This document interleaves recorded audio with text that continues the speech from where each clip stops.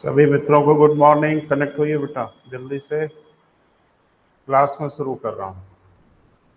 कल कहाँ रुके थे बेटा हम लोग, देख लें। प्रस्तावना को नेता की तो वैधानिक विवाद। हाँ, तो प्रस्तावना पे डिबेट हो रही थी ना बेटा। ठीक है, उस पर बात करते हैं। हम लोगों ने ये देखा कि जो प्रस्तावना है उसकी वैधानिक स्थिति क्या है, लीगल पोजीशन क्या है। तो वैधानिक स्थिति जो भी होगी वो हम लोगों की मनमर्जी से थोड़ी होगी कि हमें ऐसा लग रहा है, आपको वैसा लग रहा है, नहीं। विधि के प्रकाश में इसको देखना पड़ेगा कि आखिर प्रस्तावना की क्या स्थिति है। और मैंने आपसे कहा था कि संविधान में कहीं कोई गतिरोध होगा, किसी विषय पर होगा, जहां पिक्चर एकदम क्लियर ना हो तो उस पिक्चर को क्लियर करेगा सर्वोच्च न्यायालय। तो जाहिर सी बात है कि कहीं ना कहीं सर्वोच्च न्यायालय के समक्ष ये बात पहुंची होगी। लेकिन सर्वोच्च न्यायालय को मैंने आपसे बोला था कि कोई टीचर थोड़ा ही है कि आप जाएं और कहें सर जरा बताएं। नहीं, अगर कोई ऐसा मुकदमा, कोई ऐसा वाद आ जाता है सर्वोच्च न्यायालय के समक्ष जिसमें संविधान की व्याख्या करनी हो तो वो व्याख्या करेगा। एक मुकदमा आया बेटा, बहुचर्चित मुकदमा है, और वहीं से विवाद शुरू हुआ और देखेंगे हम लोग कि आज उसकी वैधानिक स्थिति क्या है। तो 1960 का मामला है, बेरूबारी बनाम यूनियन। मुकदमा जब भी होगा तो दो पक्ष होंगे। तो एक बेरूबारी, एक एरिया था हम लोगों का, और बनाम यूनियन का एक मुकदमा है जो 1960 में सर्वोच्च न्यायालय के समक्ष पहुंच गया। और सर्वोच्च न्यायालय से ये पूछा गया कि सर अब क्लियर कर दीजिए कि प्रस्तावना की वैधानिक स्थिति क्या है। हम लोग तो बड़ा लड़ रहे हैं आपस में, है नहीं है, अब आप फाइनल मुहर लगा दीजिए। तो सर्वोच्च न्यायालय ने सबको सुना, जाहिर सी बात है वही सुनेगा जो सब लोगों ने अपना तर्क दिया। कुछ लोगों का तर्क था कि संविधान के प्रारंभ में ही लिखा गया है, और 13 दिसंबर 1946 में पंडित जवाहरलाल नेहरू ने संविधान सभा के समक्ष जो एक ब्लूप्रिंट प्रस्तुत किया, एक आइडिया दिया कि हमारा संविधान ऐसा होना चाहिए, वही हमारे प्रस्तावना का हिस्सा बना, इसलिए ये संविधान का अंग है। जाहिर सी बात है कुछ लोगों का तर्क था कि सर ये किसी अनुच्छेद, किसी भाग में नहीं है तो फिर कैसे संविधान का हिस्सा हो सकता है। एक बात कि सर्वोच्च न्यायालय में जब भी कोई हियरिंग होती है, जब भी कोई सुनवाई होती है, तो सर्वोच्च न्यायालय दोनों पक्ष को सुनता है, दोनों पक्ष अपने अपने तर्क देते हैं। वैधानिक ग्राउंड पे दोनों पक्ष अपनी अपनी बात कहते हैं। अब किस बात से सर्वोच्च न्यायालय इंप्रेस होता है, या कोई न्यायालय किस बात से इंप्रेस होता है, किस बात के पीछे उसको सत्यता समझ में आती है, उसी आधार पर फैसला करता है। तो इस बार सर्वोच्च न्यायालय ने तथ्यात्मक चीजों पर ही ध्यान केंद्रित किया और कहा कि तथ्य के आधार पर प्रस्तावना संविधान के किसी भाग, किसी अनुच्छेद में नहीं है, इसलिए वैधानिक रूप से तो दिख रहा है कि प्रस्तावना संविधान का हिस्सा नहीं है। और बेरोबारी बनाम यूनियन में सर्वोच्च न्यायालय ने बिल्कुल स्पष्टता से कहा कि प्रस्तावना या उद्देशिका संविधान का भाग अथवा अंग नहीं है।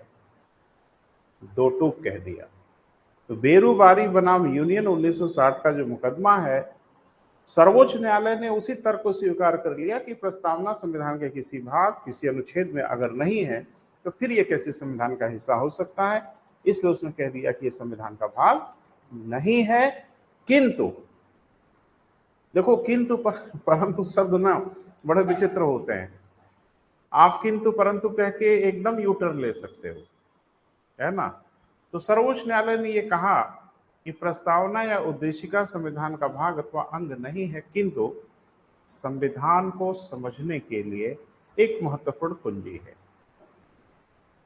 यानी उसको पढ़ के हम समझ पाएंगे कि हमारा संविधान कैसा है, वो अलग चीज है। वो ताला है, कुंजी है, आईना है, फलाना है, धमाका है, आत्मा है, दुनिया भर की चीज आप कहो, लेकिन एक बात तय है कि प्रस्तावना संविधान का अंग नहीं है। तो क्लियर हो गया बेटा। अब ये कि प्रस्तावना संविधान का अंग है नहीं है, ये कहने की बड़ी जद्दोजहद थी। मैंने ठीक है यार, पूरा संविधान तो है ना संविधान का, प्रस्तावना को ही लेके पीछे पड़े हो। ये जरा क्लियर कर दो कि संविधान का अंग है कि नहीं है। देखो, एक ही चीज को बार बार जब आप पूछते हो ना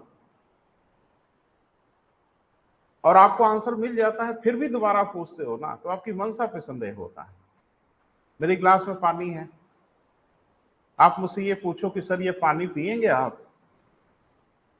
मैं कह दूं नहीं पीऊंगा, अभी तो नहीं पीऊंगा। 2 मिनट बाद फिर आप पूछ रहे हो कि सर ये पानी है ना, इसको आप पिएंगे। तो एक बात तो तय हो रही है बेटा कि आपका कुछ इरादा है ना। अब जो भी हो, लेकिन आपका इरादा तो कुछ जरूर है।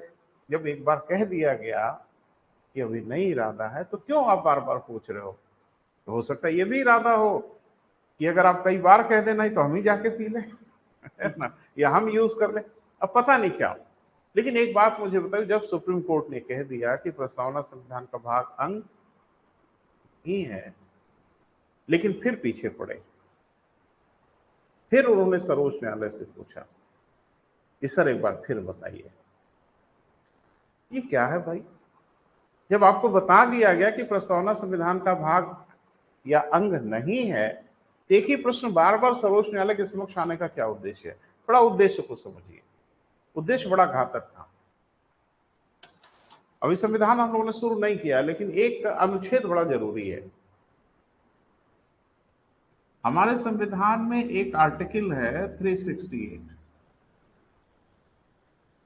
तो आगे आएगा, हम लोग पढ़ेंगे, अभी तो संविधान की शुरुआत है, लेकिन चूंकि इसकी बड़ी जरूरत पड़ गई।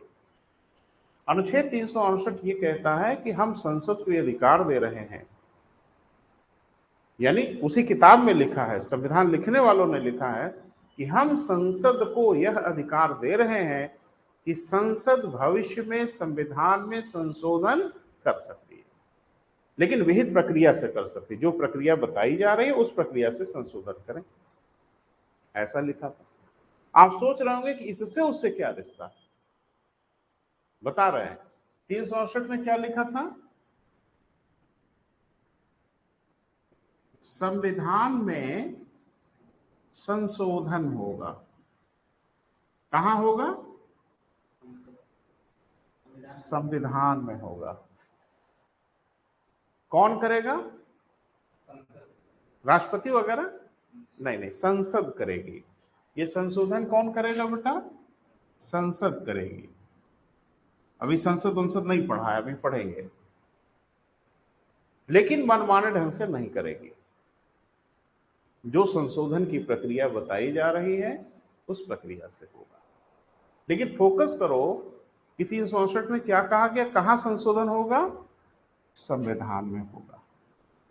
368 से आप किसी के घर की डिजाइन में संशोधन नहीं कर दोगे कि आपका घर देखने में ठीक नहीं लग रहा, अनुच्छेद 368 इसको ठीक कर रहे हैं। ऐसा तो नहीं कर सकते ना आप। घर का कलर ठीक नहीं लग रहा, अनुच्छेद 368 कलर बदल दो आप, तो कहां संशोधन कर सकते हैं? संविधान। तो भैया जी, पहले तो ये सिद्ध करना पड़ेगा कि संविधान है कि नहीं है। बोल नहीं रहे। अगर आप प्रस्तावना में संशोधन करना चाहते हो, अगर इरादा है अंदर कुछ, तो सबसे पहले तो ये सिद्ध होना पड़ेगा कि प्रस्तावना संविधान है कि नहीं। जब है तब वो 368 की रेंज में होगा। बोल नहीं रहे। अगर वो संविधान का अंग नहीं है तो 368 की रेंज में कदापि नहीं होगा, यानी 368 की मदद से उसे कुछ नहीं कर सकते आप। बड़ी सिंपल सी बात है भाई कि 368 असीम शक्ति थोड़ा ही रखता है। 368 कहता है कि आप संविधान में संशोधन कर सकते हैं, आप यहां वहां जहां मन करेगा वहां संशोधन थोड़ी कर सकते हैं। तो सबका एरिया बटा हुआ है ना। जैसे एक उदाहरण आपको बताऊं, बड़ा अच्छा लगेगा। जैसे क्लास में आप लोगों को हम पढ़ाते हैं ना, तो कभी कभी थोड़ी गलतफहमी हो जाती है हम लोगों क्या, मुझे एक बार हो गई। वो ये कि जैसे यूथ है, नौजवान है, क्लास में बैठे होते हैं, संख्या कम ज्यादा होती रहती है, तो ये लगता है कि मैं बच्चों से कुछ कहता हूं तो एकदम सर झुका के मान लेते हैं। जैसे मैंने किसी बच्चे से कहा बेटा खड़े हो जाइए, तुरंत खड़ा हो जाता है। मैं कुछ पूछता हूं, बताइए, तो जवाब देते हैं बच्चे। तो मुझे एक बार ऐसा लगा कि मैं बच्चों से कुछ भी कहूं तो वो मान लेते हैं। एक बार एक घटना हो गई, तो उस दिन मुझे समझ में आ गया कि ये गलतफहमी है आपकी। एक बार मुझे कहीं जाना था, तो बस में मैं गया, बड़ी भीड़ थी, जगह थी ही नहीं। तो मुझे एक नौजवान देखा जो बड़े आराम से बैठा हुआ था, तो मुझे लगा यही मेरा जादू चलेगा। मैंने कहा खड़े हो जाओ। कहा काहे खड़े हो जाए, खत्म हुआ ना अधिकार। मेरा अधिकार यूनिवर्सल थोड़ा ही है, मेरा अधिकार मेरे क्लास में है। सड़क पे जाके हम किसी यूथ को पकड़ के बोले कि तुम वैसे करो, सुनेगा? हाँ, यहां सुनेगा। तो 368 अनंत शक्ति थोड़ा ही रखता है। 368 का ऑर्डर चलेगा संविधान में, और 368 का ऑर्डर हर जगह नहीं चलेगा। तो मंशा ये थी कि गलती से भी एक बार सर्वोच्च न्यायालय कह तो दे कि संविधान का अंग है, बस चला देंगे जादू 368 का। तो पहली बार तो इरादा गड़बड़ा गया ना। मैंने इरादा तो था कि अगर बोल दें कि संविधान का अंग है तो फिर 368 का खेल खेल दें। और बेरोबारी बनाम यूनियन ने सर्वोच्च न्यायालय, पता नहीं उनका इरादा समझ लिया था, जो भी हो ऊपर वाला जाने, लेकिन सर्वोच्च न्यायालय ने कह दिया कि प्रस्तावना संविधान का अंग या भाग नहीं है, तो मतलब नहीं है, और 368 से इसे संशोधन नहीं कर सकते। फिर मामला पहुंच गया सर्वोच्च न्यायालय में। इस बार केस दूसरा था, केशवानंद भारती बनाम केरल राज्य 1973 का केस। सर्वोच्च न्यायालय से पूछा गया कि सर एक बार फिर से बता दीजिए। तो सर्वोच्च न्यायालय इतना समझदार तो वही है कि एक ही चीज बार बार, तो जैसे आप बार बार पूछ रहे हो कि पानी पिएंगे कि नहीं पिएंगे, मैंने कहा नहीं पीऊंगा। दोबारा आपने फिर पूछा कि सर पिएंगे कि नहीं, मैंने कहा नहीं पीऊंगा, लेकिन एक बात ध्यान रखो आपको भी नहीं पीना है। यानी आपका इरादा मैंने खत्म कर दिया।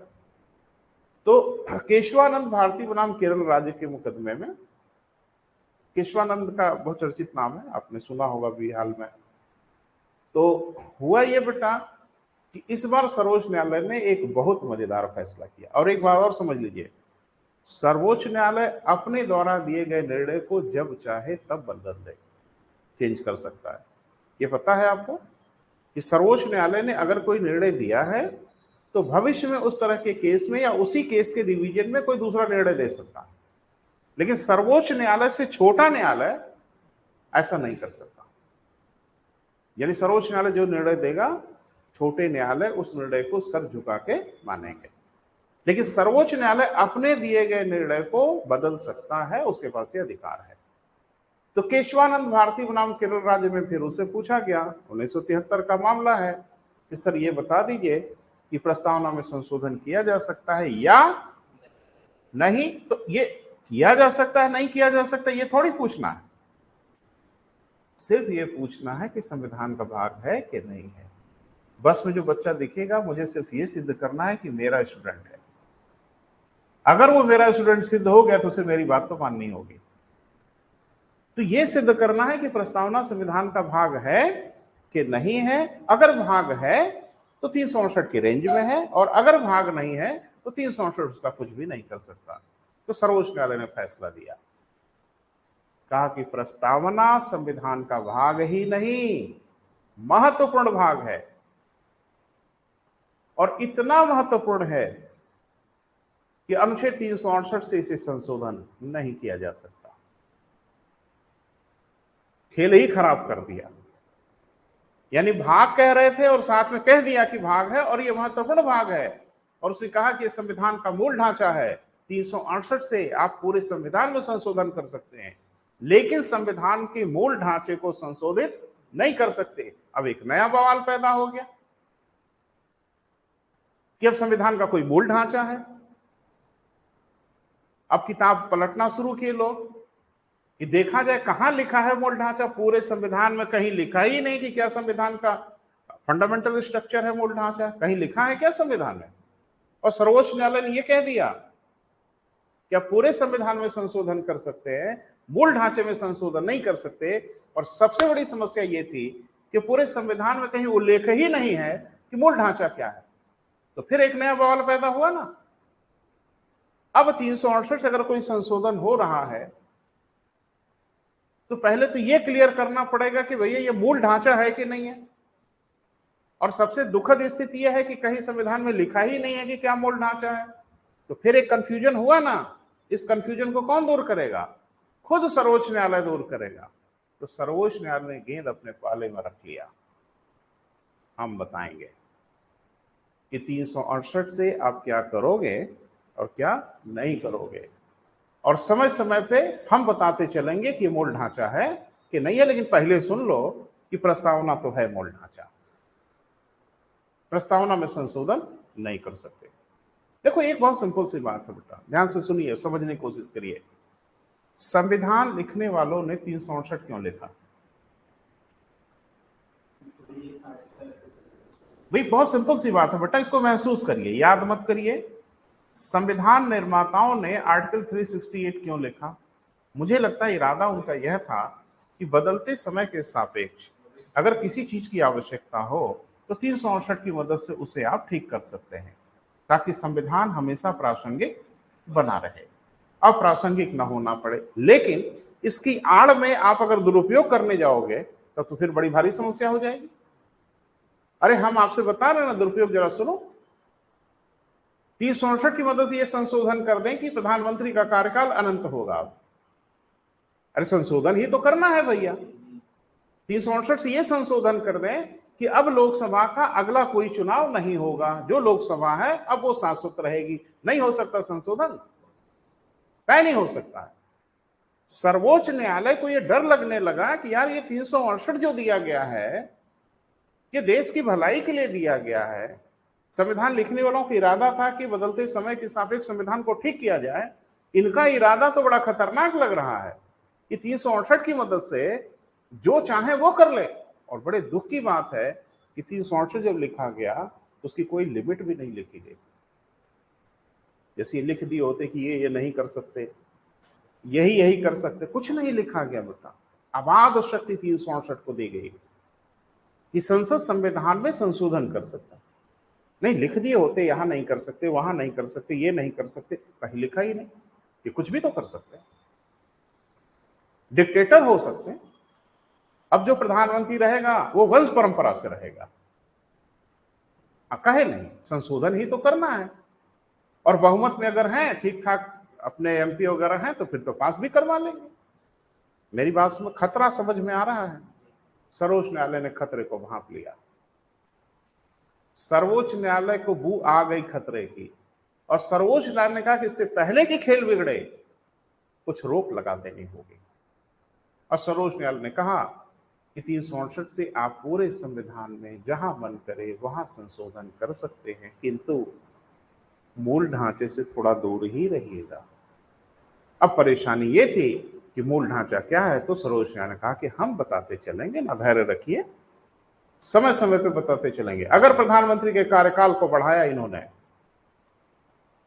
तो कूद पड़ेगा सर्वोच्च न्यायालय बीच में, मूल ढांचा है। नहीं अभी ऐसा कुछ मामला आया नहीं, लेकिन मैं आपको लिख के दे रहा हूं कि अगर ऐसा होगा तो सर्वोच्च न्यायालय बताएगा कि संविधान का मूल ढांचा, इसे नहीं छेड़ सकते आप।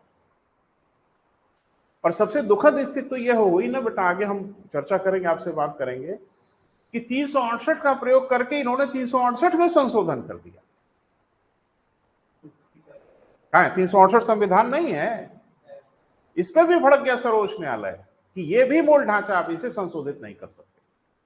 जैसा लिखा है, जितना लिखा है बस वैसे ही रहने दो। अरे बड़ा बवाल है बेटा, संविधान बड़ा 3-5 वाली स्थिति में चला गया।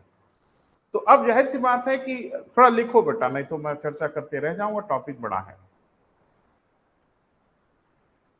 तो सर्वोच्च न्यायालय की संवैधानिक स्थिति में हम लोगों ने शायद ये लिखा था कि हमारी दो राय तो हो ही गई थी। कुछ लोगों का मानना था कि है, कुछ लोगों का मानना था नहीं है। तो किसी के मानने उड़ने से कुछ होता नहीं, और होगा तो तब जब सर्वोच्च न्यायालय कुछ कहेगा। और सर्वोच्च न्यायालय कहेगा जब उसके पास मुकदमा जाएगा। मुकदमा पहुंच गया, वाद पहुंच गया, केस पहुंच गया। तो पहला केस बेटा लिखिए, बेरोबारी बनाम यूनियन। समझ में आ रहा है बेटा?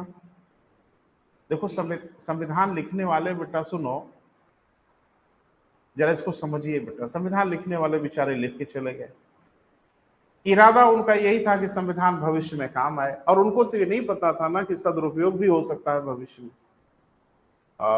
एक बेटा लेखक है जिनको हम पढ़ने के लिए आपको बताते हैं, सुभाष कश्यप। एक बार, अच्छे विद्वान है, संविधान के बहुत बड़े विद्वानों में से हैं।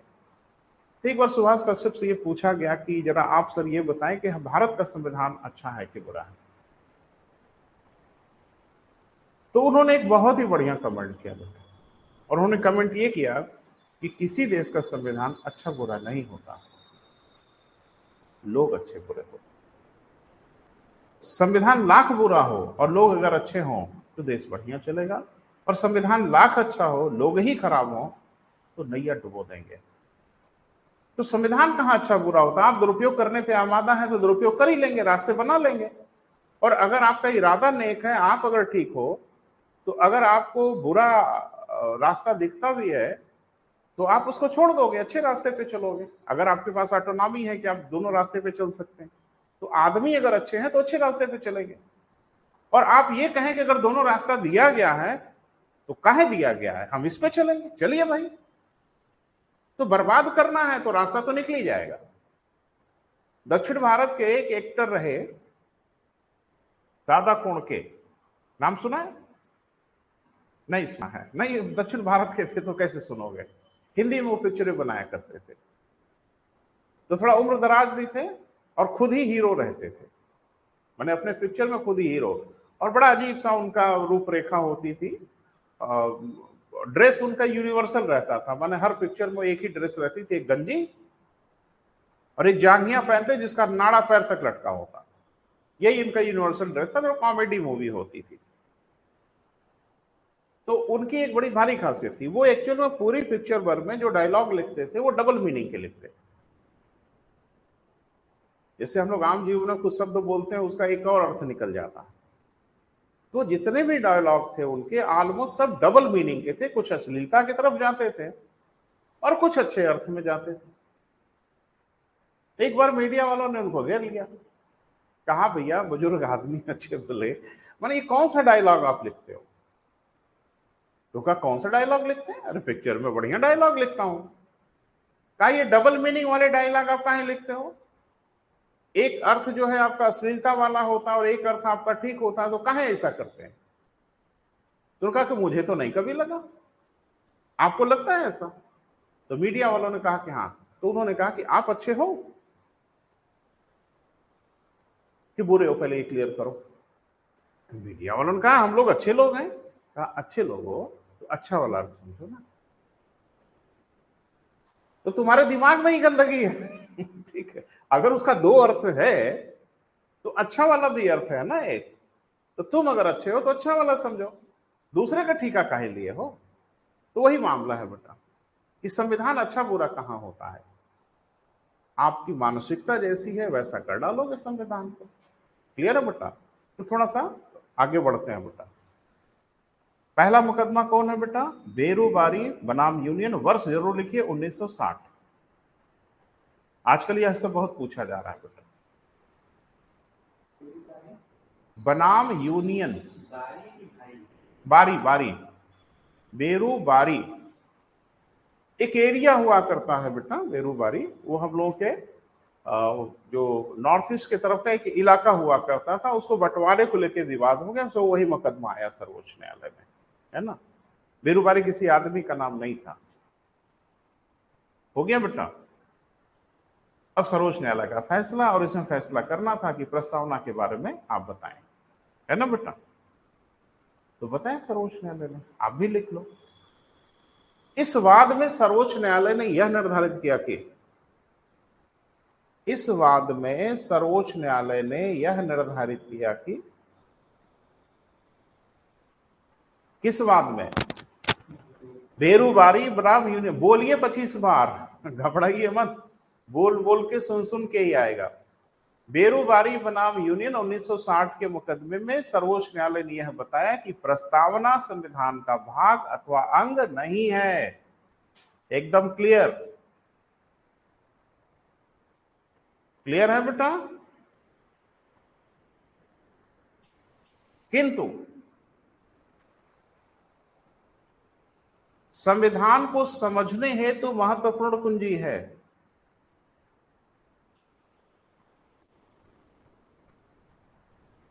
किंतु संविधान को समझने हेतु क्या बेटा, महत्वपूर्ण कुंजी है। एक बात कि कुंजी हो, ताला हो, जो मना है वो हो, लेकिन एक बात तो तय है, क्या बेटा, संविधान का भाग नहीं है। और अगर संविधान का भाग नहीं है तो वो 368 की रेंज के बाहर है, यानी आप इसमें कोई संशोधन नहीं कर सकते। और दूसरा कि प्रस्तावना में जो बात लिखी गई हो वो न्याय योग्य भी नहीं है।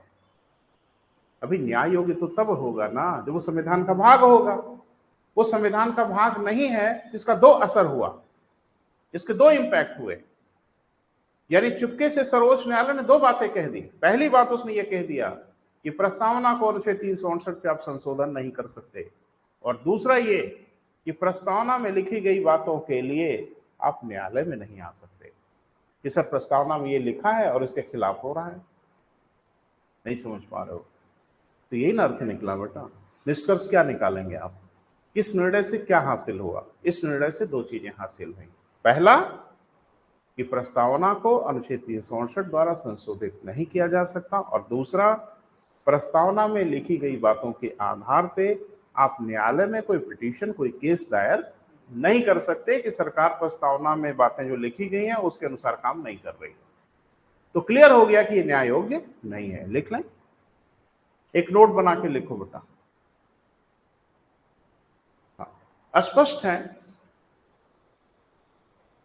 यह निर्णय दो प्रभाव छोड़ता है, यानी इसके दो प्रभाव दिखते हैं।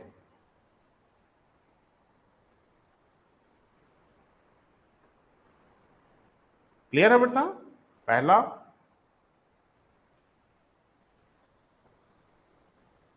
इसे आर्टिकल 368 से संशोधित नहीं किया जा सकता।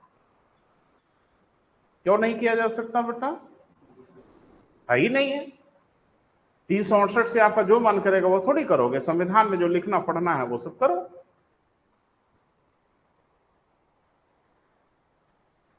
और दूसरा क्या बेटा? न्याय योग्य नहीं है। न्याय योग्य नहीं, जुडिशिएबल नहीं है, मतलब न्यायालय में आप नहीं जा सकते। अरे जब संविधान का हिस्सा ही नहीं है तो कैसे जाएंगे आप?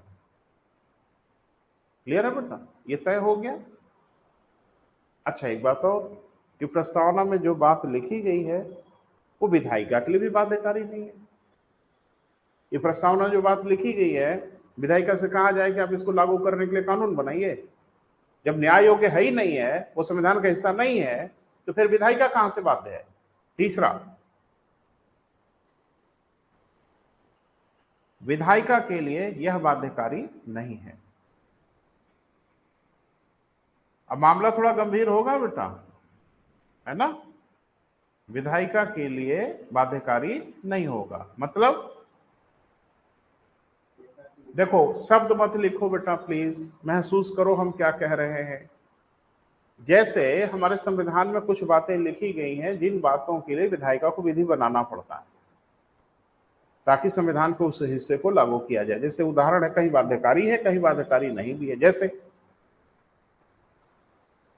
डीपीएसपी यानी directive principle of state policy, भाग 4 के नीति निश्चक तत्वों के अनुच्छेद 40 में लिखा था कि पंचायती राज व्यवस्था का प्रावधान।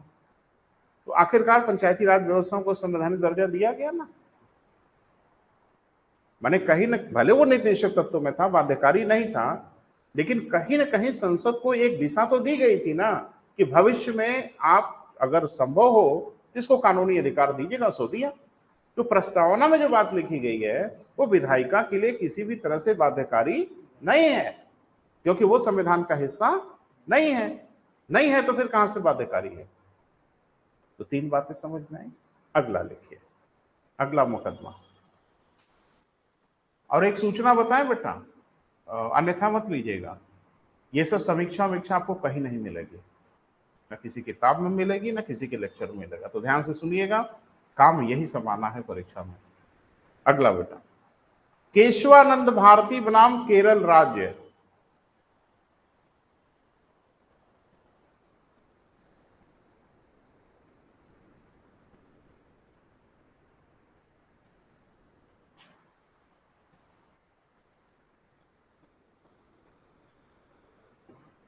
केशवानंद भारती वर्सेस केरल राज्य 1970। क्लियर है बेटा? ये एक बहुत चर्चित मुकदमा है बेटा, और माइलस्टोन है, मील का पत्थर है भारत के न्यायिक निर्णयों में। तो इस मुकदमे में एक बार फिर मामला गया सर्वोच्च न्यायालय के समक्ष कि सर एक बार फिर से बताइए कि प्रस्तावना संविधान का भाग है कि नहीं है। तो सर्वोच्च न्यायालय साफ लोग गया कि अरे यार अभी तो 13 साल पहले ही बताए थे, अरे 60 में तो बता दिया था, तो फिर काहे पूछ रहे हो आप। तो उसको समझ में आया कि कुछ दाल में काला है, तो उसने अपने निर्णय में बड़ा हंगामेदार निर्णय लिया। बेरोबारी बनाम भारत संघ के निर्णय को पलट दिया, यानी सर्वोच्च न्यायालय जो निर्णय दिया था उस निर्णय के उल्टा निर्णय दिया। और मैंने अभी आपसे कहा कि सर्वोच्च न्यायालय अपने दिए गए निर्णय के खिलाफ निर्णय दे सकता है। सर्वोच्च न्यायालय ने कहा कि प्रस्तावना संविधान के भाग के चक्कर में हो। अरे ये भाग ही नहीं है, महत्वपूर्ण भाग है, इतना महत्वपूर्ण भाग है इसे आप संशोधन नहीं कर सकते, क्योंकि सर्वोच्च न्यायालय ने यह बता दिया कि आप 368 से पूरे संविधान में संशोधन कर सकते हो, मूल ढांचे में नहीं कर सकते, और प्रस्तावना संविधान का मूल ढांचा है। इसका मतलब है आप इसमें संशोधन नहीं कर सकते। इस मुकदमे के निर्णय की तिथि बड़ी महत्वपूर्ण है बेटा, उसको थोड़ा समझ लीजिए। तिथि है 24 अप्रैल 1973। तो लिख सकते हैं ना बेटा 24/4/1973 और 24/4/1993, ये दोनों तारीख याद रखिएगा, बड़ा जरूरी है। तो अभी तो हमारा उससे मतलब नहीं है, अभी मतलब इसी से है। इसमें क्या हुआ जरा सा सुने, एक बड़ा मजेदार घटना हुई। हमारे संविधान में पहला जो संशोधन हुआ था वो 1951 में हुआ। पहला जो संशोधन हुआ था वो कब हुआ था? 1951 में, यानी 50 में संविधान लागू हुआ और 51 में ही आपको जरूरत पड़ गई संविधान में संशोधन करने की। इतना खूबसूरत संविधान बनाया था कि साल भर भी ठीक ठाक से नहीं चल पाया। उसमें क्या किया गया कि हमारे संविधान में एक नई अनुसूची जोड़ी गई। अनुसूची कै ठो थी? 8 ठो थी, लिखा है आपने। नवी अनुसूची जोड़ दी गई। नवी अनुसूची जोड़ के ये लिखा गया, अरे भाई कल ही तो बताया था बेटा कि हमारा जो मूल संविधान था उसमें 22 भाग, 395 अनुच्छेद, 8 अनुसूचियां थी। 1951 में पहला संविधान संशोधन हुआ, बहुत कुछ हुआ, लेकिन उसमें एक काम ये हुआ कि नवी अनुसूची जोड़ दी गई और उसमें यह लिखा गया कि नवी अनुसूची में अगर कोई विषय रख दिया जाएगा, यानी हम कुछ करके उसको नवी अनुसूची में रख देंगे, तो वो न्यायालय के अधिकार के बाहर होगा, यानी न्यायालय उस केस में कोई सुनवाई नहीं कर सकता। तो आपको ये लगता नहीं कि भी न्यायालय के अधिकारों पे प्रतिबंध है? नवी अनुसूची आपको नहीं लग रहा कि न्यायालय, आप कह दें जो पार्टी विशेष कोर्ट नहीं देगा सबको गोली मार दिया जाएगा और इसको उठा के आप नवी अनुसूची में रख दो कि सर्वोच्च न्यायालय भी कुछ ना कर पाए, ये तो ठीक बात नहीं है। सर्वोच्च न्यायालय, जाहिर सी बात है, बाध्य हो गया। भाई देखो एक बहुत मजेदार स्थिति है, संसद संविधान में संशोधन करती है और उस संशोधन के बाद किताब में जो कुछ दिखता है उससे सर्वोच्च न्यायालय पढ़ता है। बोल नहीं रहे, किताब मैं लिखूंगा, आप पढ़ेंगे, जो लिखा है उतना ही पढ़ेंगे और जितना पढ़ेंगे उतना ही करेंगे। अब सर्वोच्च न्यायालय की बाध्यता हो गई ना कि जब कोई मामला उसके तक पहुंचेगा तो संविधान की किताब खोलेगा और देखेगा, और देख रहा है कि उसमें तो कुछ नया काट कूट के लिख दिया गया। तो सर्वोच्च न्यायालय संविधान का निर्माता थोड़ा ही है, संरक्षक है। अब इन लोगों ने क्या किया, नवी अनुसूची जोड़ दिया और कहा इसमें जो विषय रखा जाएगा वो न्यायालय के अधिकार में नहीं होगा। तो न्यायालय क्या कर सकता? जो लिख दिया गया है सर झुका के मानना है तो माने। लेकिन ये जो मुकदमा हुआ केशवानंद भारती बनाम केरल राज्य, 24 अप्रैल को फैसला आया तो सर्वोच्च न्यायालय ने एक बड़ा शानदार निर्णय किया, कहा कि वह भी मूल ढांचा है। क्या? अरे अनुसूची 9, और कहा कि 24 अप्रैल 1973 यानी इस मुकदमे के निर्णय आने के पहले, जब संविधान के मूल ढांचे की अवधारणा नहीं दी गई थी, क्योंकि केशवानंद भारती बनाम केरल राज्य में उसने कहा कि संविधान के मूल ढांचे में परिवर्तन नहीं कर सकते। ये फैसला कब आया था? नहीं बेटा, 24 अप्रैल 1973 को ना फैसला आया। इसमें न कहा कि संविधान के मूल ढांचे में परिवर्तन नहीं कर सकते, इसके पहले तो नहीं कोई ऐसा फैसला था ना।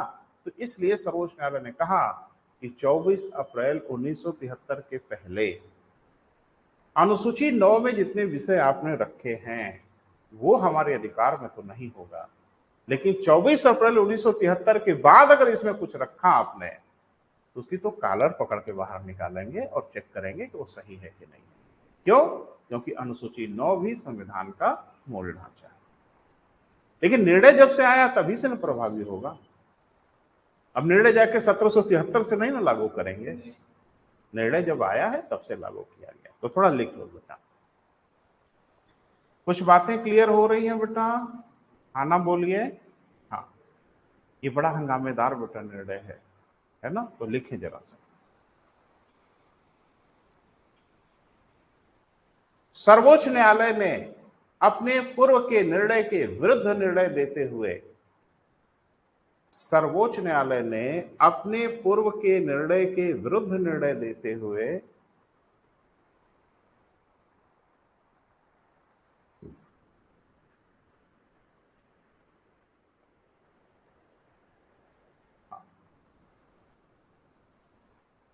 यह स्थापित किया कि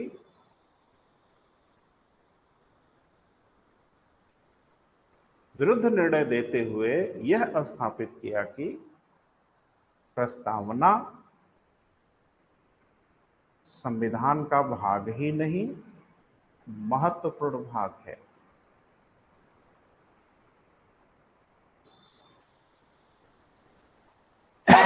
भाग ही नहीं, क्या बेटा? महत्वपूर्ण भाग है। इसी निर्णय में सर्वोच्च न्यायालय ने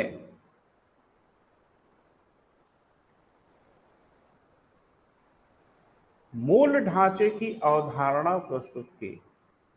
अंडरलाइन कर लीजिएगा, बहुत ही महत्वपूर्ण लाइन है, बार बार आपसे पूछा गया है। ने मूल ढांचे की अवधारणा प्रस्तुत की। ये बेटा कंपटीशन में फ्रीक्वेंटली पूछा जाने वाला क्वेश्चन है कि हमारे संविधान की मूल ढांचे की अवधारणा कब प्रस्तुत की गई, किस बाद में प्रस्तुत की गई, इसका मतलब क्या है। एक बात तो तय हो गई कि सर्वोच्च न्यायालय ने एक नया कॉन्सेप्ट डेवलप कर दिया हमारे संविधान में कि हमारे संविधान में कुछ मूल ढांचा है, तो ठीक है रहे, हमसे क्या लेना देना है। तो आगे बताया उसने कि 368 से आर्टिकल 368 से आप सब कुछ संशोधित कर सकते हैं, मूल ढांचे को छोड़ के। क्लियर है? और इतनी दुर्भाग्यपूर्ण स्थिति कि संविधान का मूल ढांचा क्या है ये किसी को पता ही नहीं। अब ये तो हम कहें कि आप सबको पीट सकते हैं फलाने को छोड़ के, कि फलाने को तो अब हम लोग बताएंगे समय समय पे कि ये भी फलाने, ये भी फलाने। ये तो हवा में बातें हो गई ना बेटा, कभी नाम हम कुछ पता ही नहीं। आप ये कह रहे हैं कि आप पूरे संविधान में संशोधन कर सकते हैं मूल ढांचे को छोड़ के, जबकि मूल ढांचे का कहीं आता पता ही नहीं है। तो कौन बताएगा मूल ढांचा? जिसने कहा मूल ढांचे को नहीं कर सकते वही बताएगा, सर्वोच्च न्यायालय बताएगा। कहीं ना कहीं सर्वोच्च न्यायालय गेंद अपने पाले में रख लिया कि मनमाना नहीं करने देंगे आप। समझ आ रही बात? ये कहीं ना कहीं सत्य को संतुलन में कर दिया सर्वोच्च न्यायालय ने कि आपको 368 दिया है तो हमको भी कुछ दे दिया है, और हम बताएंगे कि आप इसका उपयोग करोगे कि दुरुपयोग करोगे, करने देंगे कि नहीं करने देंगे। तो एक बढ़िया फैसला हुआ। नहीं तो 368 का क्या क्या हो जाता है इस देश में, आप बस अंदाजा लगा लो खाली। ये तो ब्रह्मास्त्र है साहब। 368 माने क्या? ब्रह्मास्त्र। दाग लो, कोई कुछ नहीं कर पाएगा। लेकिन अब कर पाएगा, क्योंकि अब कवच कुंडल भी आ गया। तो सर्वोच्च न्यायालय ने कहा कि इस पे असर नहीं होगा भैया, लिख ले। तो मूल ढांचे की अवधारणा क्लियर हो गई, भूलिएगा मत। मूल ढांचे का मतलब क्या हुआ वो भी थोड़ा लिख लें। अर्थात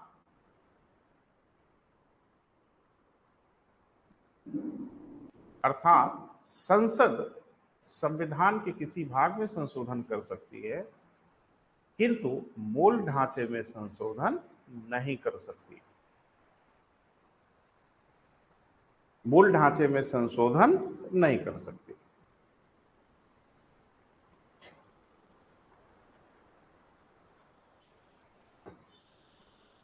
क्लियर है बेटा? क्लास में एंजॉय करिए, क्लास का आनंद लीजिए, हम आपको सब कुछ समझा ले जाएंगे, प्रेशर मत आने दीजिए, है ना, दबाव वाला काम नहीं होगा। कितना हो गया? तो अब सर्वोच्च न्यायालय ने कहीं ना कहीं गेम खेल दिया और सर्वोच्च न्यायालय ने कहीं ना कहीं 368 को प्रतिबंधित कर दिया, नहीं तो कोई प्रतिबंध नहीं था। और ये सर्वोच्च न्यायालय ने जब देखा तो उसके खुद ही होश उड़ गए, अरे भैया जी, कल को 368 का प्रयोग करके सर्वोच्च न्यायालय को ही डिलीट कर दे। अरे अनुच्छेद 124 ही तो है, 124 को डिलीट कर दे, ना रहे सर्वोच्च न्यायालय, ना होगा बवाल। कहां 368 में लिखा था कि 124 संशोधित नहीं कर सकते? तो खतरा तो अब धीरे धीरे बड़ा दिख रहा था ना। तो सर्वोच्च न्यायालय ने कहा कि खतरा जब तक बड़ा हो तब तक खतरे को ही खत्म कर दो। और उसने कहा कि अब सुनो, मूल ढांचे को नहीं कर सकते और हम बताते चलेंगे क्या मूल ढांचा है। तो कहा पहला तो सुन लो कि प्रस्तावना मूल ढांचा है। तो खेल खत्म किया, आया ना? उसने कह दिया कि प्रस्तावना संविधान का मूल ढांचा है। कहा कि लिस्ट बनाओ, पहला नंबर लिख लो, और हम समय समय पर बताते चलेंगे, इकट्ठे नहीं बताएंगे। और आज तक बता रहा है, अरे टिल टू डेट बता रहा है कि ये संविधान का मूल ढांचा है, नोट करो। तो पहला तो लिस्ट में नाम आ गया, क्या?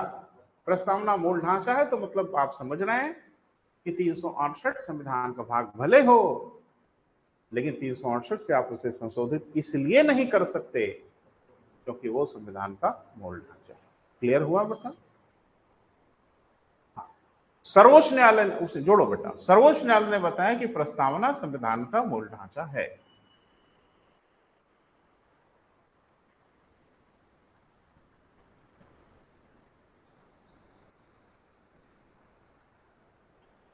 पता नहीं मेरी बात समझ पा रहे हो कि नहीं बेटा? जो हम बताना चाह रहे हैं वो बात आप तक पहुंचनी चाहिए, बाकी शब्दों का तो आडंबर हो ही रहा है। यानी कुल मिला जुला के बेटा, आपको नहीं लगता, आप ही खुद बताइए कि क्या 368 की मदद से ये संविधान को तहस नहस नहीं कर सकते थे? पूरी भावना जो संविधान बनाने के लिए था सब खत्म कर सकते थे। हम धर्मनिरपेक्ष बने थे, 368 का प्रयोग करके धार्मिक राज्य बना सकते थे, जो मन करे वो कर सकते थे, संभावना थी ना। इरादा समझ में आ गया था सर्वोच्च न्यायालय को, किनके इरादे बड़े नेक नहीं। मैंने कहा ना बेटा कि अगर आपके इरादे नेक होना तो आपको कोई भी अधिकार देने में परहेज नहीं है, लेकिन आपके इरादे अगर नेक नहीं है ना तो बहुत सोच समझ के अधिकार देना चाहिए, क्योंकि आप उसका दुरुपयोग कर लेंगे। इतिहास पढ़ा है आपने, संवैधानिक इतिहास पढ़ा है, कार्नवालिस को कितने अधिकार दिए गए? अगर वो खराब आदमी रहा होता तो तबाही मचा दिया होता। अरे भाई, वो गवर्नर जनरल था, वो मुख्य सेनापति था, वीटो पावर था, वो अच्छा आदमी था, कहीं कोई गड़बड़ी नहीं हुई। और वारेन हेस्टिंग्स, कितने अधिकार थे वो आपने पढ़ा, उसके बाद भी दुरुपयोग कर लिया। तो कहने का मतलब यही है बेटा कि जब इरादे आपके गड़बड़ हो तो फिर कुछ न कुछ नियंत्रण स्थापित करना पड़ता है। जैसे एक तरीका यह है कि आप बड़े गुस्से वाले हो, आपको बात बात पे गुस्सा लगती है, और आपके पास अगर बंदूक है, गन है आपके पास, तो खतरा कुछ बड़ा ही है। लाइसेंसी गन है आपके पास, आपने सरकार से लाइसेंस लिया हुआ है, लेकिन आपको गुस्सा बहुत लगता है। तो मुझे लगता है ऐसे व्यक्ति को बंदूक लेकर सड़क पर नहीं चलना चाहिए।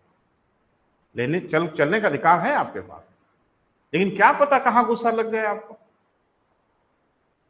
तो आपको नियंत्रित करने का एक उपाय होना चाहिए कि आपके साथ एक आदमी और चले जो शांत नेचर का हो। बंदूक रहे आपके पास, गोली रहे उसके पास, ठीक है, तो फिर मुझे लगता है कि तब मामला संतुलन में रहेगा। खूब गुस्सा आपको लग गई, बंदूक आपने निकाल लिया और आप कह रहे हैं कि गोली देना जरा, वो कह दे कि ना, क्योंकि बहुत ठंडे दिमाग का आदमी है, कहा गोली नहीं देंगे, भाग गया वहां से, तो मामला मैनेज हो जाएगा ना। और दोनों एक ही टेम्परामेंट के हो गए या दोनों अधिकार आप ही को दे दिया जाए तो फिर तो तबाही हो जाएगी ना। तो शक्ति को संतुलन में करना जरूरी था और सर्वोच्च न्यायालय ने शक्ति को संतुलन में किया कि मनमाना इसका प्रयोग नहीं होने देंगे। हाँ, एक काम जरूर किया, वो भी बड़ा जरूरी है, नोट बना के लिख लो। लेकिन इस वाद का निर्णय 24 अप्रैल 1973 को हुआ। यानी मूल ढांचे की अवधारणा कब से लागू हो गई? 1973 से लागू हुई। ठीक है, वो जाके पाषाण काल से नहीं लागू होगी, 24 अप्रैल 1973 से लागू हो गई। इसका क्या मतलब है कि इसके बाद अगर आप कुछ करोगे 368 का, तो हम तो देखेंगे कि मूल ढांचा आपने छेड़ा कि नहीं। इसके पहले जो किया सो किया, और उसने कहीं ना कहीं कह दिया कि अनुसूची 9 भी मूल ढांचा है। तो अब तक जो कुछ रखा है रखो, कोई बात नहीं, लेकिन अब इसमें कोई विषय रखो और इस उम्मीद में कि सर्वोच्च न्यायालय इसको नहीं देख सकता, तो देखेंगे। क्लियर है बेटा? लिख लो।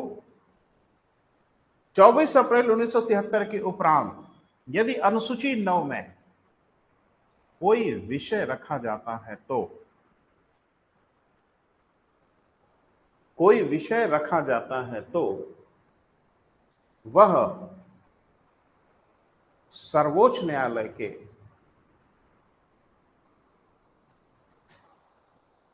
अधिकारिता में होगा, यानी सर्वोच्च न्यायालय उस पर सुनवाई कर सकता है। पिक्चर साफ दिखनी चाहिए, कहीं हाज पाज अगर हो बेटा तो बात करो, ऑनलाइन वाले कमेंट वमेंट करके बात करें कि सब क्लियर होना चाहिए, एकदम साफ सुथरा बेटा। ऑफलाइन वाले तो सामने ही बैठे, इनकी आंखों में देख के मैं समझ पा रहा हूं कि सब ठीक ठाक है ना। ऑनलाइन वालों को नहीं समझ पा रहा हूं, तो कोई घबराने की जरूरत नहीं है बेटा, मैं वो नौबत आने ही नहीं दूंगा, इतना अनुभव तो है ही है। यहां तक सब ठीक है। उस समय प्रधानमंत्री कौन था? अंदाजा लगाइए कौन रहा होगा। इंदिरा गांधी। और इंदिरा गांधी किस तरह की लेडी थी मुझे लगता है सबको पता है। और जैसे ये निर्णय आया, इंदिरा जी एकदम बिफर गई। इंदिरा जी ने कहा कि सर्वोच्च न्यायालय कौन होता है नियंत्रण बनाने वाला? यही सर्वशक्तिमान है। अरे भैया, संविधान ने सर्वोच्च न्यायालय बनाया है तो संविधान ने हमें भी बनाया है।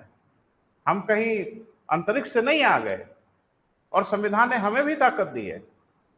और संविधान ने हमें यह ताकत दी है कि हम संविधान में संशोधन कर सकते हैं कि सर्वोच्च न्यायालय कौन होता है रोक लगाने वाला।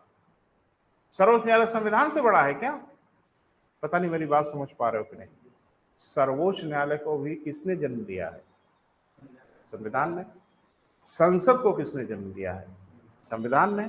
368 को किसने पैदा किया है? संविधान ने। तो ये सर्वोच्च न्यायालय कौन होता है कि एक तरफा ये कह दे कि हम जो कहेंगे वो होगा? आखिर संविधान लिखने वालों ने 368 पे किंतु परंतु क्यों नहीं लिखा? वो ना ताकतवर थे, उनको लिख देना चाहिए था ना कि 368 का ये प्रयोग आप नहीं करेंगे। जब उन्होंने नहीं लिखा तो फिर ये सर्वोच्च न्यायालय क्यों लिखेगा भाई, क्यों कहेगा? इंदिरा जी बिफर गई, नाराज हो गई, कहा करो संशोधन और देखते हैं इनकी हैसियत। और उन्होंने 42वां संशोधन कराया 1976। ध्यान रखना, इसी निर्णय के बाद संशोधन हुआ। अरे 73 में निर्णय आया और 76 में प्रस्तावना में संशोधन हुआ। इंदिरा जी ने कहा कि आपका काम बस ये बताना था कि संविधान का भाग है कि नहीं, बाकी आगे क्या करना है नहीं करना है ये आप नहीं फैसला करोगे। और जब आपने ये कह दिया कि प्रस्तावना संविधान का भाग है, तो अब तो 368 का जादू चलेगा और नहीं रोक सकते। इंदिरा जी ने बड़ी डायनेमिक लेडी थी भाई, उन्होंने प्रस्तावना में संशोधन करा दिया। आपने पढ़ा है कि 42वां संविधान संशोधन 1976 बहुत कुछ संशोधन हुआ, पढ़ेंगे हम लोग समय समय पे, लेकिन अभी हम लोगों का प्रसंग प्रस्तावना है, तो हम उसी पे फोकस करेंगे। उन्होंने कहा कि प्रस्तावना में संशोधन करो, और उसमें उन्होंने 3 शब्द जुड़वा दिया, समाजवाद, पंथ निरपेक्ष और अखंडता। हो गया ना संशोधन। सर्वोच्च न्यायालय ने क्या कहा था? मूल ढांचे में संशोधन नहीं करेंगे, प्रस्तावना भी मूल ढांचा है, अर्थात प्रस्तावना में आप संशोधन नहीं कर सकते। और इंदिरा जी ने कर दिया संशोधन, और इंदिरा जी ने कहा कि सर्वोच्च न्यायालय कोई नहीं होता कि हमारे ऊपर नियंत्रण स्थापित करे। सर्वोच्च न्यायालय संसद को नियंत्रित करेगा कि आपको क्या करना है क्या नहीं करना है। विधि बनाने की शक्ति हमारी है, हम बनाएंगे, आप सर झुका के विधि का पालन करिएगा, यही किताब में लिखा है। इंदिरा जी ने संशोधन कर दिया, किया ना भैया। और कोई पहुंच गया सर्वोच्च न्यायालय में कि बड़ी बेइज्जती हुई आपकी। ठीक है, अरे आपने तो मना किया था, नहीं माने लोग। तो कभी कभी चढ़ाने वाले लोग होते हैं ना, जो चढ़ाते हैं। सर्वोच्च न्यायालय में मामला चला गया, सर्वोच्च न्यायालय से कहा गया कि अरे सर, आपकी तो घोर बेइज्जती हो गई, आपने तो मना किया था कि प्रस्तावना में संशोधन नहीं हो सकता, इन लोगों ने संशोधन कर दिया, अब इनका कुछ करो, आप सस्पेंड करो, बर्खास्त करो, जेल भेजो, कुछ तो करो ना, दिखाओ अपनी हनक सर्वोच्च न्यायालय को। एक बात, सर्वोच्च न्यायालय देश का दुश्मन नहीं है, सर्वोच्च न्यायालय देश का हितैषी है। क्लियर है बेटा? सर्वोच्च न्यायालय बवाल पैदा करने के लिए नहीं है, ना सर्वोच्च न्यायालय को चुनाव लड़ना है, न सर्वोच्च न्यायालय को राजनीति करनी है। सर्वोच्च न्यायालय जो भी फैसला करेगा मेरिट पे करेगा। सर्वोच्च न्यायालय ने कुछ संशोधनों को क्यों रोक लगाया? सोच के बताइए ना बेटा, इसमें कोई बड़ा कॉम्प्लिकेशन नहीं है।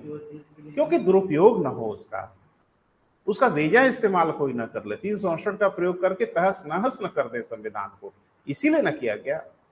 तो जो 42वां संविधान संशोधन हुआ 1976 में, तो उसमें क्या जोड़ा गया? समाजवाद, पंथ निरपेक्ष, अखंडता। बर्बाद कर दिया प्रस्तावना को? हम आपसे पूछ रहे हैं। अरे नहीं बेटा, बर्बाद कहां, कहा और अच्छा किया,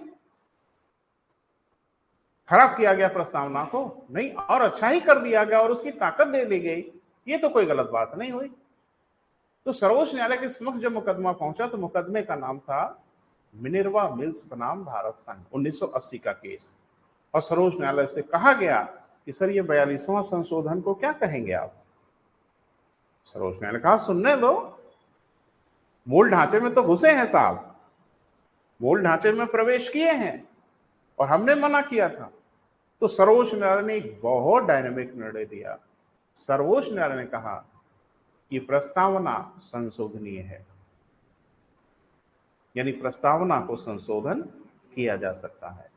368 से प्रस्तावना को संशोधन कर सकते हैं, किंतु यह संशोधन अधिक वचन देने वाला होना चाहिए,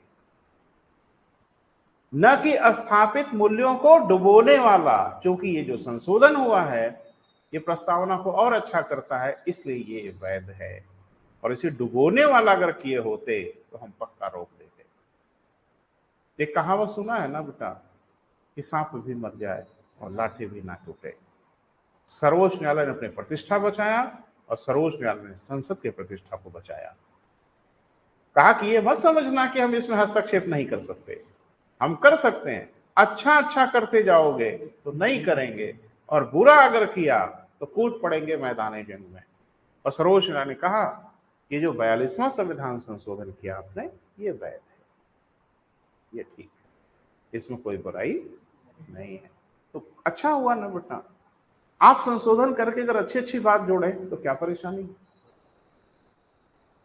डर लग रहा है बर्बादी से ना, तो बर्बाद करोगे तो हम कूद पड़ेंगे मैदान जंग में, और अच्छा अच्छा अगर करोगे तो बहुत अच्छी बात है, हम संशोधन करने देंगे। तो बड़ा खूबसूरत है बेटा हमारा संविधान, और सर्वोच्च न्यायालय ने बड़ी खूबसूरती से सब कुछ मैनेज कर लिया। लिख ले।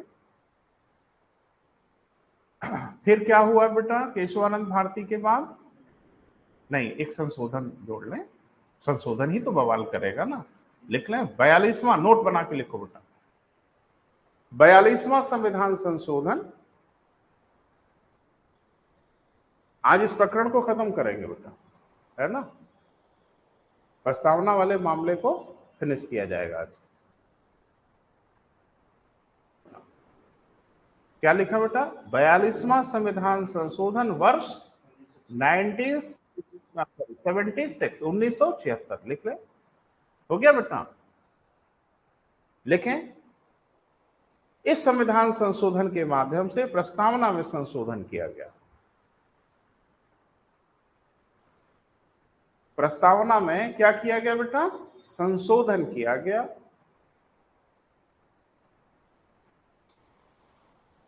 तथा समाजवाद, पंथनिरपेक्ष व अखंडता, समाजवाद, पंथनिरपेक्ष और क्या बेटा? अखंडता शब्द जोड़ दिए गए।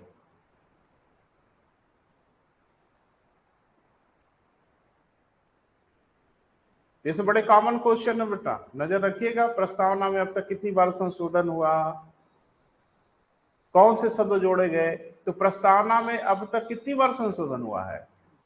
एक, और केवल एक बार, यही। इसके बाद प्रस्तावना में कोई संशोधन नहीं हुआ है। क्या प्रस्तावना में संशोधन हो सकता है? कल को प्रश्न पूछेगा कि प्रस्तावना में संशोधन की क्या शर्तें हैं, विकल्प देगा आपको। प्रस्तावना में संशोधन नहीं हो सकता, प्रस्तावना में संशोधन हो सकता है, प्रस्तावना में दिए गए शब्दों को हटाया जा सकता है, प्रस्तावना में नए शब्दों को जोड़ा जा सकता है जो अधिक वचन देने वाले हों। सही विकल्पों को चुन लीजिएगा। पहला यह कि प्रस्तावना में संशोधन हो सकता है, किंतु शर्तों के साथ, मनमाने ढंग से नहीं। यानी प्रस्तावना की जो भावना है आज की, उस भावना को और बढ़ाना चाहें तो बढ़ा दीजिएगा। जो प्रस्तावना की सोच है, उस सोच को कम नहीं कर सकते आप। अरे यही सर्वोच्च न्यायालय के शब्द है, मेरे शब्द नहीं है। सर्वोच्च न्यायालय ने कहा कि प्रस्तावना में संशोधन तो किया जा सकता है, किंतु यह संशोधन अधिक वचन देने वाला होना चाहिए, न कि स्थापित मूल्यों को डुबोने वाला होना चाहिए। यह सर्वोच्च न्यायालय की वर्डिंग है। इसका मतलब तो साफ हो गया ना बेटा। लाइन तो नहीं पूछेगा ना, घुमा फिरा के घेरेगा आपको। तो भावना अगर हम समझ रहे हैं तो काहे कैसे जैसे मन करे वैसे पूछो। जब गाड़ी बेहतरीन चलाना आता है तो रास्ता कोई भी दो। तो यही है बेटा पढ़ाई। लिख ले। तो अगला जो मुकदमा है बेटा, उसका नाम लिखो। मीनर, मैं लिख दो बोर्ड पे बेटा। अगला जो मुकदमा है वो है मिनर्वा मिल्स वर्सेस बनाम भारत संघ। वर्ष भी लिखो बेटा, सॉरी 1980। ठीक है, यह मुकदमा। और चढ़ाने वाले भरपूर कोशिश किए कि कुछ तबाही वबाही हो जाए, लेकिन सर्वोच्च न्यायालय को बड़ा संतुलित निर्णय दिया बेटा। कितना खूबसूरत निर्णय दिया। लेकिन 42वें संविधान संशोधन की वैधानिकता को, 42वें संविधान संशोधन की वैधानिकता को जांचने के लिए यह वाद लाया गया।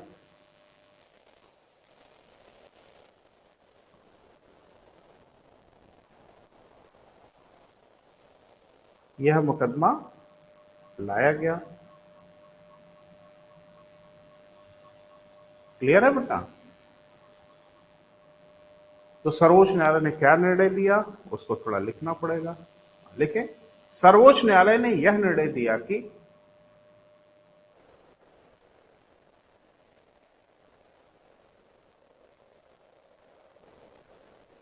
कि 42वां संविधान संशोधन वैध है। 42वां संविधान संशोधन क्या है बेटा? वैध है। ठीक है, पॉइंट बना बना के जरा लिखो। दूसरा पॉइंट, केशवानंद भारती बनाम केरल राज्य के निर्णय को बहाल रखा। केशवानंद भारती बनाम केरल राज्य के निर्णय को क्या किया बेटा? बहाल रखा। बहाल रखा माने कहा कि ठीक है, जो निर्णय दिया गया ठीक है। ठीक है बेटा। तीसरा पॉइंट लिखो जो सबसे महत्वपूर्ण है। सर्वोच्च न्यायालय ने यह स्थापित किया कि प्रस्तावना संशोधनीय है।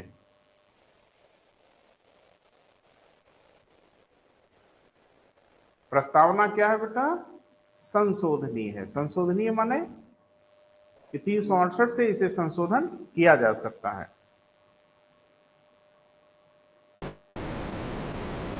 ठीक है बेटा। किंतु यह संशोधन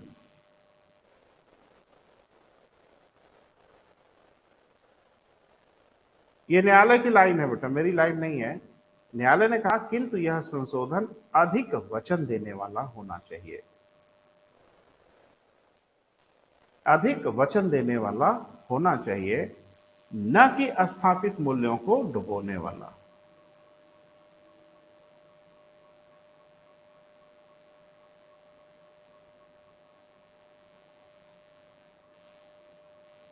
तो जो 3 शब्द जोड़े गए थे बेटा वो कोई खराब शब्द नहीं थे। अरे समाजवाद देश में हो कौन सी बुराई है? बोले बेटा हम पंथ निरपेक्ष हो, यही संविधान की भावना थी, और देश अखंड रहे तो क्या परेशानी? इसमें खराब क्या जोड़ा गया? सब अच्छा अच्छा किया गया, और अच्छा अच्छा जोड़ लो। तो अच्छा जोड़ने की अनुमति है, खराब करने की अनुमति नहीं है। और मुझे लगता है यही भावना है, 368 की भावना भी यही रही होगी कि देश को अच्छा अच्छा करो, खराब मत करो भाई, जो अधिकार दिया गया। क्लियर हुआ बेटा? कुल मिला जुला के क्या कहेंगे प्रस्तावना के बारे में? पहली बात कि प्रस्तावना संविधान का अंग है। क्लियर है? कैसे है? नहीं, सुनो सुनो। प्रस्तावना संविधान का अंग किस प्रकार है? कल को बवाल करेगा तो न्यायिक निर्णय के द्वारा है भाई, अनुच्छेद के हिसाब से तो है नहीं। ये किसके द्वारा संविधान का अंग है? न्यायालय के निर्णय के द्वारा। न्यायालय ने कहा कि प्रस्तावना संविधान का अंग है, कल को हो सकता कह दे नहीं है। अरे भाई अभी कहां कहानी खत्म हुई? अभी कोई मुकदमा आए और सर्वोच्च न्यायालय पलट दे अपने निर्णय को, कह दे नहीं है। हाँ जब तक था, अब नहीं रहेगा। लेकिन आज के डेट में प्रस्तावना संविधान का अंग है और यह सर्वोच्च न्यायालय के निर्णय के अनुसार है। क्लियर है बेटा? अगला मैंने जरा सुन लो क्या क्या इसमें निकल के आ रहा है, आपकी परीक्षा में बहुत काम आएगा। घेरते बहुत है बेटा इधर से, और आप लाइन ढूंढते हो लूसेंट स्टाइल में, और लाइन वाइन नहीं पूछने वाले। दूसरा कि प्रस्तावना भले ही संविधान का अंग है किंतु न्याय योग्य नहीं है। यह भी क्लियर कर दिया केशवानंद भारती बनाम केरल राज्य में कि प्रस्तावना संविधान का भाग तो है, लेकिन इस बिना पे आप न्यायालय में नहीं जा सकते। तीसरा कि प्रस्तावना विधायिका के लिए कोई रोल मॉडल नहीं है कि प्रस्तावना के हिसाब से विधायिका विधि का निर्माण करे, यानी प्रस्तावना विधायिका के ऊपर कोई दबाव नहीं बनाता। क्लियर है बेटा? इन 3 बातों को लिखना पड़ेगा। एक चौथी बात भी लिखनी पड़ेगी, क्योंकि हम लोग जो कुछ पढ़ रहे हैं बेटा एक अदद परीक्षा के लिए पढ़ रहे हैं कि कोई और उद्देश्य है। मैंने कैम्ब्रिज यूनिवर्सिटी में जाके व्याख्यान देना है प्रस्तावना। अरे बाहर में गया भैया, हमारा क्वेश्चन सही हो जाए, एसडीएम बन जाए तो बस बात खत्म करो, और क्या लेना देना है भाई। तो एक क्वेश्चन बार बार पूछा गया, थीसिस की परीक्षा में आपने भी देखा होगा, लगातार पूछे जा रहे हैं कि संविधान की आत्मा किसे कहा जाता है। ये बहुत कॉमन क्वेश्चन है, पीसीएस में 2 बार पूछा गया, पेपर उठा के देख लीजिएगा। तो प्रस्तावना को ही संविधान की आत्मा कहा जाता है। विकल्प आपको मिलेगा कई, उस विकल्प में जैसे संविधान की आत्मा किसे कहा जाता है, तमाम ऑप्शन दिखेंगे, उसमें से वो ऑप्शन आपका सही होगा जिसके आगे लिखा होगा प्रस्तावना। लेकिन इसमें एक पेज क्या है वो जरा समझ लें। अभी हम सब लिखा के ही छोड़ेंगे बेटा, ऐसे नहीं छोड़ेंगे। भीमराव अम्बेडकर ने अनुच्छेद 32 को संविधान की आत्मा हृदय कहा। अगर किसी एक व्यक्ति की बात करें, डॉक्टर भीमराव अम्बेडकर, और एक व्यक्ति नहीं थे भैया, हल्के फुल्के आदमी नहीं थे, ड्राफ्टिंग कमेटी के चेयरमैन थे। तो जब पूरा संविधान हो गया तो इसे पूछा गया कि डॉक्टर साहब थोड़ा रुकिए रुकिए। डॉक्टर साहब ने कहा कि पूछो भाई। इन्होंने कहा कि सर पूरा संविधान आपने लिखा है, अनुच्छेद 1 से लेकर 395 तक। कहा हाँ, अपने मन से नहीं लिखा भाई, लोगों ने कहा है लिखने के लिए, तो लिखा गया। तो उसने कहा कि सबसे अच्छा क्या लगा, ये अनुच्छेद 1 से 395 के बीच में आप कोई एक अनुच्छेद बताइए ना जो आपको सबसे अच्छा लगता है। तो थोड़ा राजनीतिक जवाब हो गया, होता ही है। जैसे एक पिता के अगर 4 बच्चे हैं और कोई पिता से पूछे कौन वाला बच्चा आपको सबसे प्रिय है, तो क्या जवाब देगा? अरे वो यही कहेगा मेरे सारे बच्चे एक से बढ़ के एक। तो भीमराव अम्बेडकर ने कहा कि पूरा संविधान ही खूबसूरत है, इसमें एक अनुच्छेद की बात क्या करनी है। तो कहा गया ड्रामा मत करिए, बता दीजिए सही सही कि भाई कोई ना कोई तो आपको बहुत अच्छा लगा होगा। तो उन्होंने कहा कि अगर इतनी जिद है तो सुन ही लो, अनुच्छेद 32 न होता तो संविधान ही ना होता। अरे भाई जरा सा शब्द सुनो, उन्होंने कहा कि अनुच्छेद 32 संविधान की आत्मा है, इसका क्या मतलब है? उसी के इर्द गिर्द ही, वो नहीं तो संविधान नहीं। जैसे हम लोगों के शरीर में आत्मा का महत्व है, आंख नाक कान पैर सब कुछ है, अगर आत्मा ही नहीं है तो सब बेजान है, निर्जीव है। तब उन्होंने कहा था कि प्रस्तावना का नाम तो नहीं लिया उन्होंने तो कहा कि अनुच्छेद 32 संविधान की आत्मा है। देखिए जब पीसीएस में क्वेश्चन पूछा जा रहा है कि संविधान की आत्मा किसे कहा जाता है, तो बड़ी मजेदार ऐसे कि उसमें अनुच्छेद 32 भी दिखता है विकल्प में, देख लीजिएगा परीक्षा में।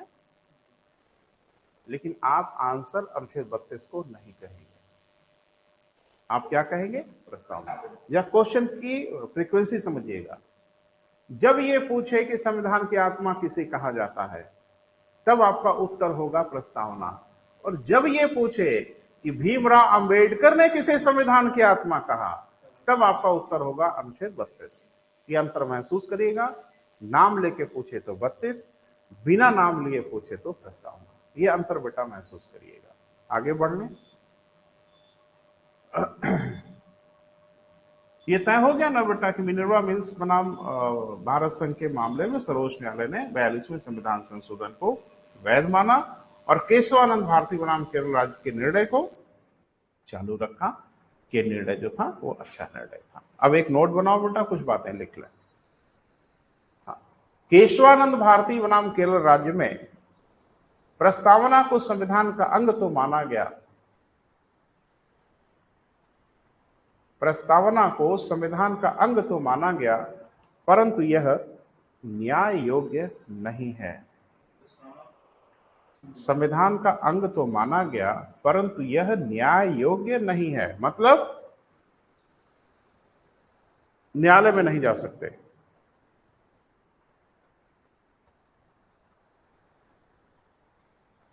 आगे बेटा,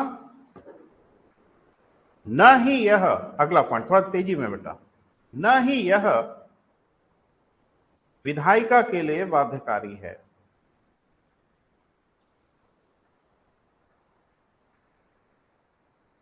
न ही ये विधायिका के लिए क्या बेटा? बाध्यकारी है। क्लियर है? माने विधायिका प्रस्तावना के हिसाब से विधि बनाए, ये कोई बाध्यकारी नहीं है। क्लियर हुआ बेटा? अच्छा, अब अगर आप आगे बढ़े तो कुछ बातें तो बहुत क्लियर हो रही हैं। और मैंने बार बार कहा कि हम लोगों की पढ़ाई का सिर्फ एक निहित उद्देश्य है बेटा, आप ज्ञानी हो जाएं, बड़े विद्वान हो जाएं, बड़ी अच्छी बात है, इसमें कहीं कोई परेशानी नहीं है। लेकिन सबसे जरूरी है कि परीक्षा में जो क्वेश्चन पूछा जाए वो हम कर पाए। तो थोड़ा उनके पैटर्न की तरफ जाना। तो 2 क्वेश्चन है बेटा, 2 क्वेश्चन का आंसर जरूर नोट बना के, अगला नोट बनाओ, नोट बना के जरूर लिखो, ठीक है?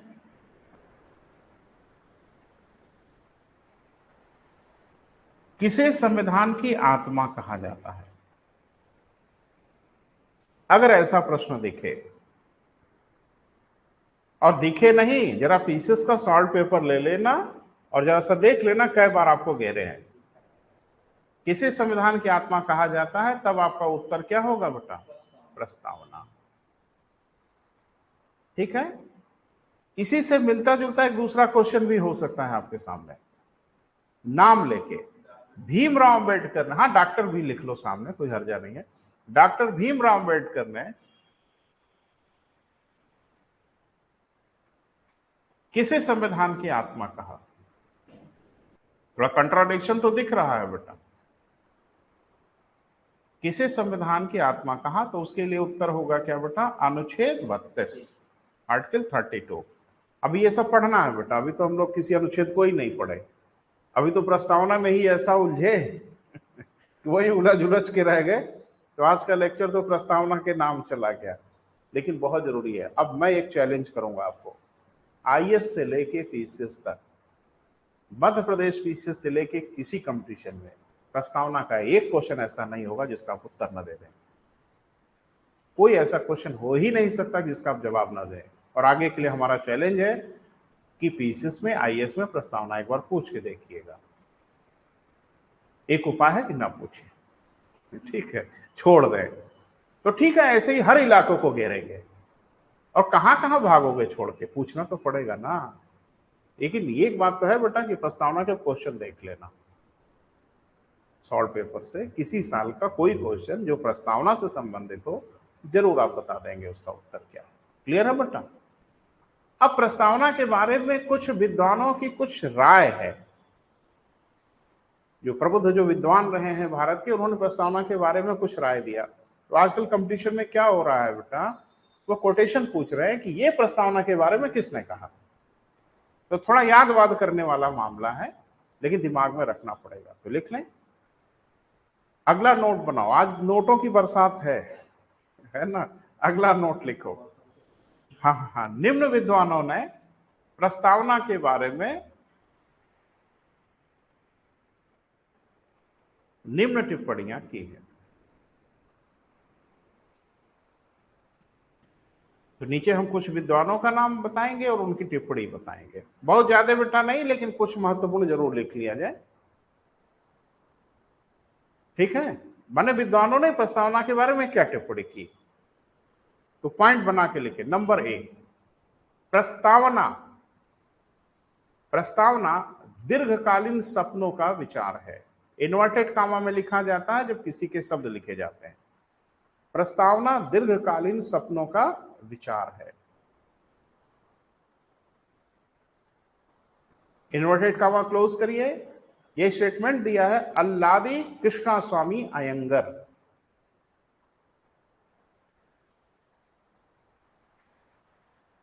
अल्लादी कृष्णास्वामी अयंगर।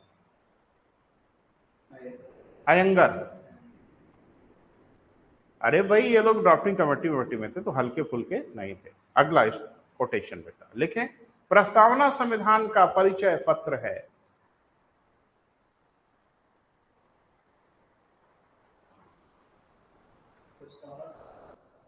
का परिचय पत्र है, आइडेंटिटी कार्ड है।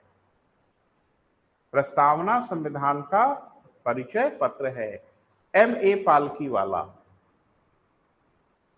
M.A. पालकी वाला।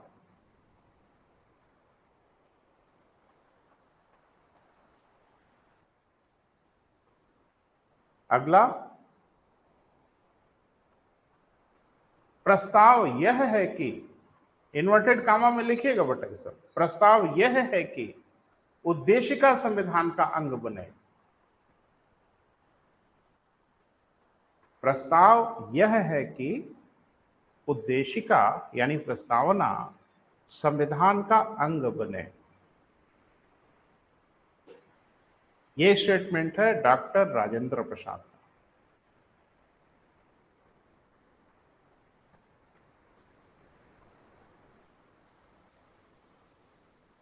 ठीक है बेटा, एक स्टेटमेंट और लिखिए, लिखें, प्रस्तावना संविधान की मूल आत्मा। प्रस्तावना संविधान की मूल आत्मा, कामा शाश्वत और अपरिवर्तनीय है।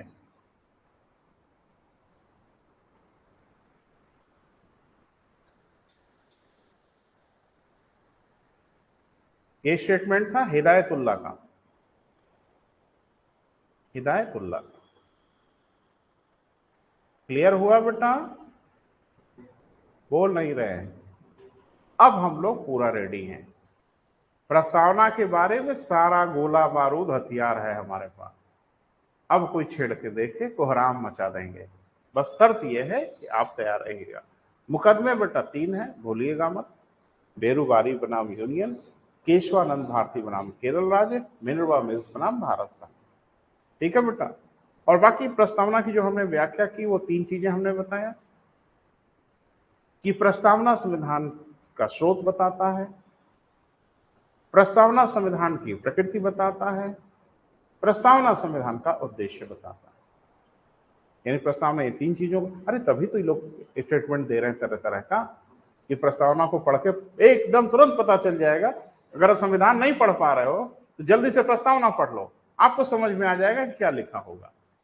क्लियर है बेटा? तो अब हम लोग प्रवेश करेंगे आज के बाद से संविधान के भाग 1 में। अब अनुच्छेदों का खेल शुरू होगा। तो आज बेटा यही तक, ठीक है? कल मिलते हैं, फिर बात करते हैं।